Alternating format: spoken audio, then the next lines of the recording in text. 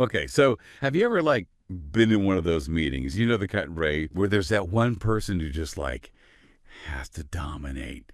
They've got like an answer for everything, and this aura, well, not quite confidence, but almost like they need everyone to know they're the smartest person in the room.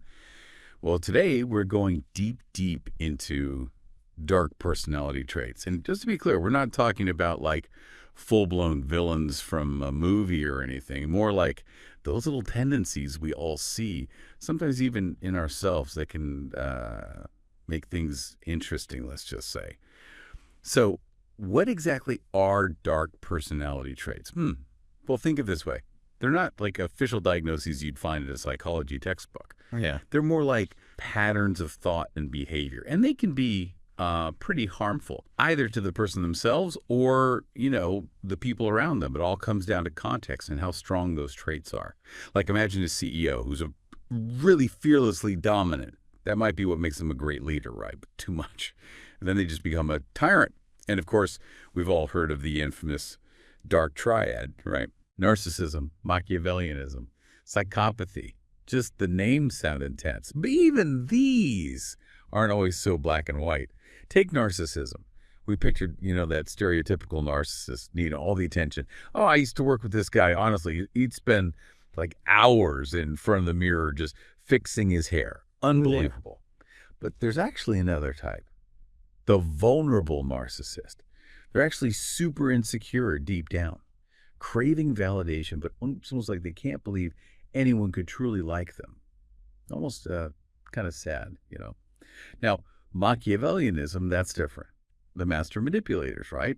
Like I had this friend, could talk themselves out of any situation. Looking back, maybe a touch of Machiavellianism there, always got what they wanted, even if it meant, well, stepping on a few toes along the way. What's fascinating is Machiavellians aren't always evil. They're just laser focused on goals and ethics, not always the top priority. It's like, if lying works, it works. The ends justify the means, right? Then there's psychopathy, the one everyone thinks of. Really comes down to two things: fearless dominance and callousness. The first one is like extreme fearlessness, combined with this drive to, well, dominate, and callousness.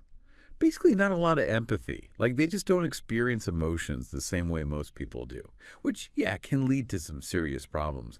But here's the catch: the dark side of personality. It's way bigger than just a triad. Researchers are finding all sorts of other tendencies just as fascinating and maybe even more relevant to our everyday lives. Like, have you ever heard of spitefulness?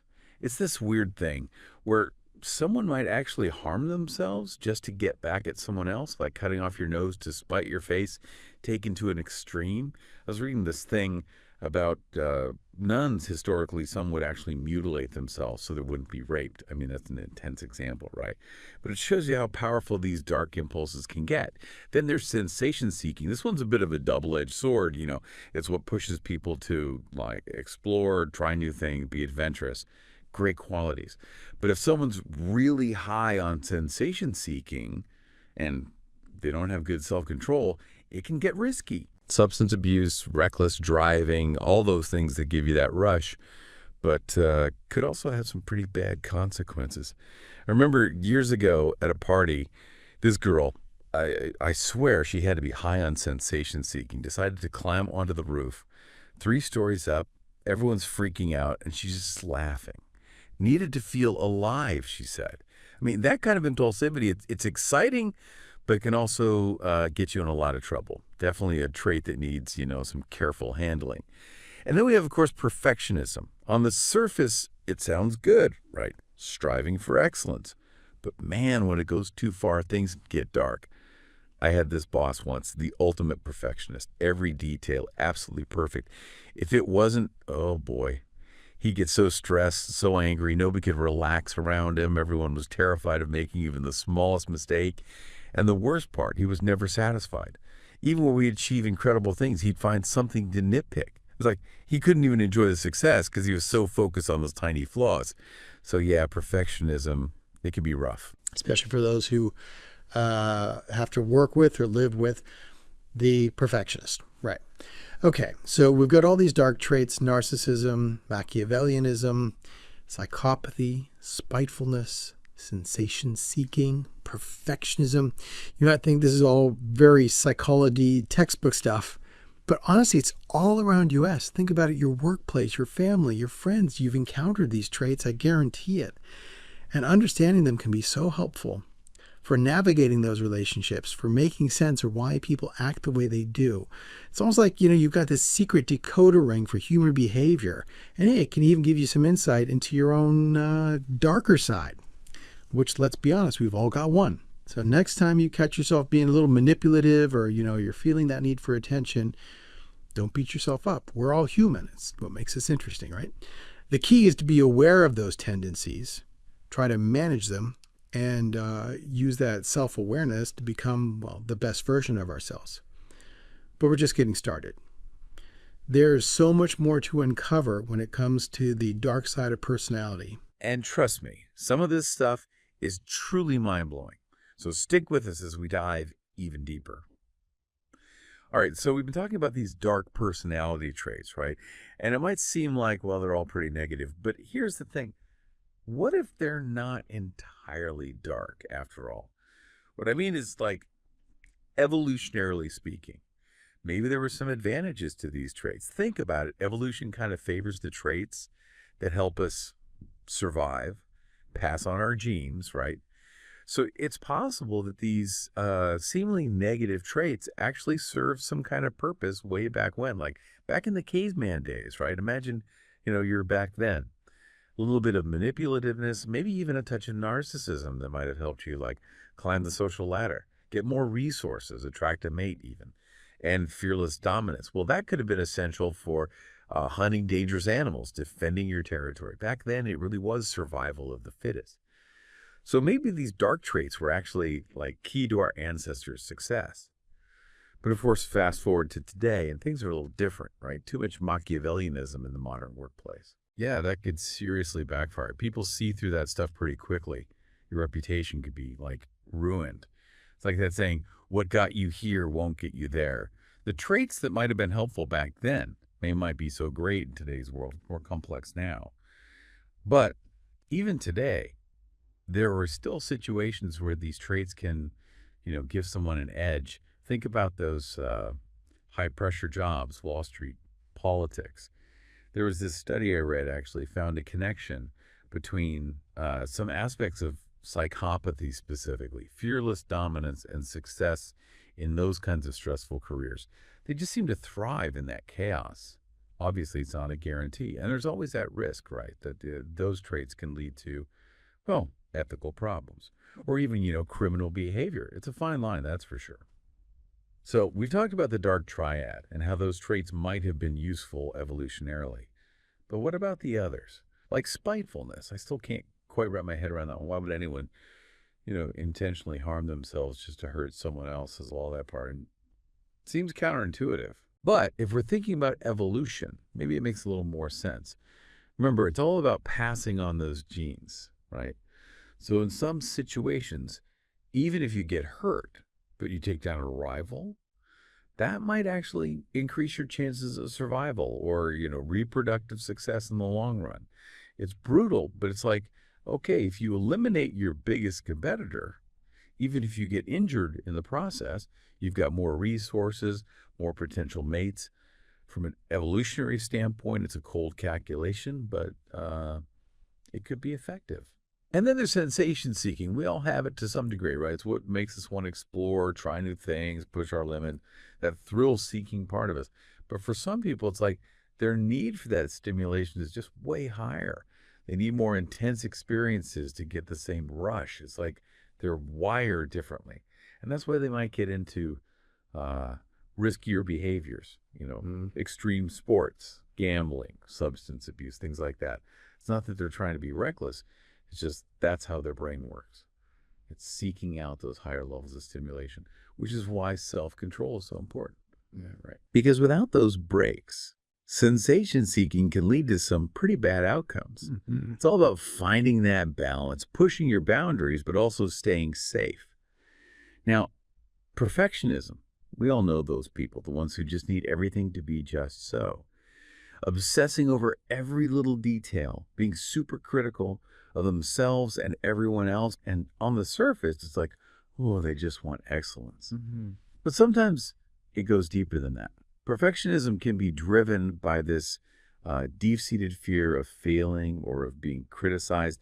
It's less about actual excellence and more about like avoiding feeling bad. And that's when the dark side comes out. When those high standards aren't met, things can go south pretty quickly. They beat themselves up for the tiniest mistakes. It can be really hard on the people around them. It's like they can't handle the idea of being anything less than perfect. And that creates tension, right? In relationships, at work, everywhere. I used to work with this guy. He was obsessed with getting every single detail perfect. It was exhausting, honestly. We could never just like finish a project and move on. Yeah. He always had to tweak something, redo something, obsess over the smallest things. It was like he couldn't let go of control. You know, the worst part, he was never satisfied. Even when we did incredible work, he found something to criticize. It's like he couldn't even enjoy the success because he was so focused on those tiny imperfections. And honestly, I think it made him less effective in the long run. Too caught up in the details, lost sight of the big picture. So yeah, perfectionism, it's a double-edged sword for sure. It can push people to achieve great things, but it can also be a source of so much stress for them and everyone around them. So we've gone through all these dark traits: narcissism, Machiavellianism, psychopathy, spitefulness, sensation-seeking, perfectionism. And we've seen how they can pop up, sometimes in really unexpected ways. But the important thing to remember is it's not about labeling people like good or bad based on these traits. It's about understanding how complex we are as humans, recognizing that everyone has, a bit of darkness and a bit of light. And sometimes those darker parts of us can actually become our biggest strengths. It's all about how we manage them, how we channel them in a positive way. Okay, so we've covered a lot of ground here. Narcissism, Machiavellianism, psychopathy, all these other, dark traits. It's easy to start thinking like, whoa, is everyone around me secretly a manipulative, sensation-seeking, spiteful mastermind? But the truth is, it's way more nuanced than that. Remember, these things exist on a spectrum. It's not like you either are or aren't any of these things. And just because someone shows a few of these tendencies, it doesn't mean they're like a bad person or that they're going to go around ruining lives. It's about understanding those little differences, right? Recognizing that everyone, and yeah, I mean ourselves too, we've all got a bit of that darkness mixed in with the good stuff.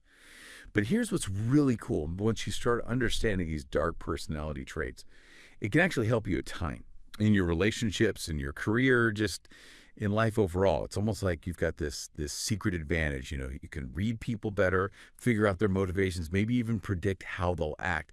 And once you've got that knowledge, it's so much easier to deal with different types of people. Less stress, more success, right? Like, let's say you work with someone who's a total narcissist. Now, instead of getting annoyed by their constant need for attention or the way they always got to take credit, you can use that, actually. Figure out how to, give them a little ego boost, the validation they crave. And maybe even, steer them in that direction that benefits everyone. Or what if you've got that Machiavellian coworker? Always scheming, trying to get ahead. Well, instead of getting tangled up in their games, you can be smarter. Be careful what you tell them. Pick your battles. It's not about being paranoid or anything, just being aware of, the potential dangers. Protecting yourself. Forewarned is forearmed, right? And here's the best part. Even if someone has some pretty strong dark tendencies, it doesn't mean they're stuck that way forever.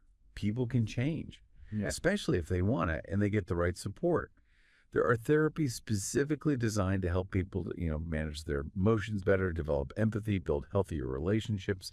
And even if someone isn't actively trying to change, just understanding where they're coming from can make a huge difference. You can be more compassionate, more understanding, even when they're acting, difficult. It's like, instead of judging them, you try to see the world through their eyes, understand their struggles, maybe even connect with them on a deeper level. So the takeaway here is this: Don't be afraid to explore the dark side of personality. That's fascinating. And it can teach you so much about, well, yourself and everyone around you. By shining a light on these darker parts, we can create a more understanding world. A world where we can work with our differences, appreciate each other's strengths, and support each other on this crazy journey of, growth and self-discovery. And hey, next time you catch yourself feeling a little manipulative, or maybe you're craving a bit too much attention, give yourself a break. We've all been there. The important thing is to be aware of those tendencies, try to manage them, and use that knowledge to become, well, the best version of you. So that's our deep dive into the dark side of personality. I hope you found it interesting, thought-provoking, maybe even a little helpful. And until next time, stay curious, stay informed, and most importantly, stay awesome.